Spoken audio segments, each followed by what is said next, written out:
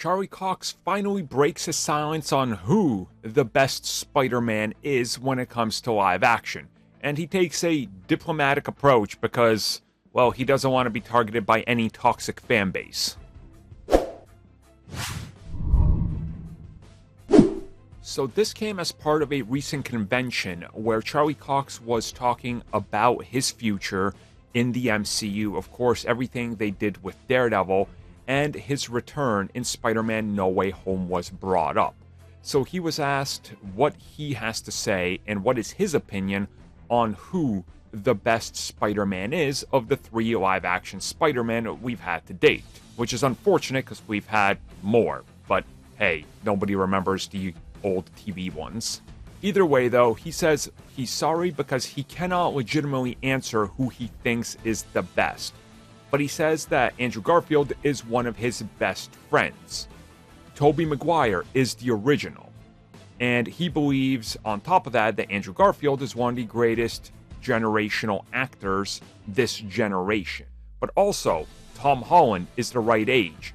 And if you see what he's done, he does a tremendous job of being Peter Parker and Spider-Man. And he says he doesn't want to answer it because he believes that all 3 bring something different, something of themselves into that incredible role, and that each one is different for a reason. And yeah, I'm not going to argue with him. Again, I've always kind of approached this sort of angle with it as well. I love pretty much all 3 versions for different reasons. I still think that overall when it comes to Tom Holland's, he kind of gets the edge for having to explore most of the character because he's been in the most. But if you look at Andrew Garfield's, he has that feel that you kind of imagine in the comic books translating one-to-one, especially the comics that were coming out over the course of the 5 years that franchise was slowly trickling out to theaters and they were working on it. Like, he felt like the comic book version. Then you look at what they did with Tobey. You go all the way back, and he is the original. He sort of set the formula and the tone going forward.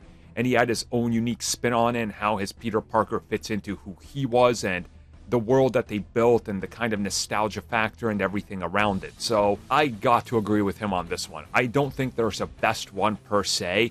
It's all obviously personal preference and what you look for in a Spider-Man. It's just like Batman. How can you say that this one's the best because X, Y, and Z?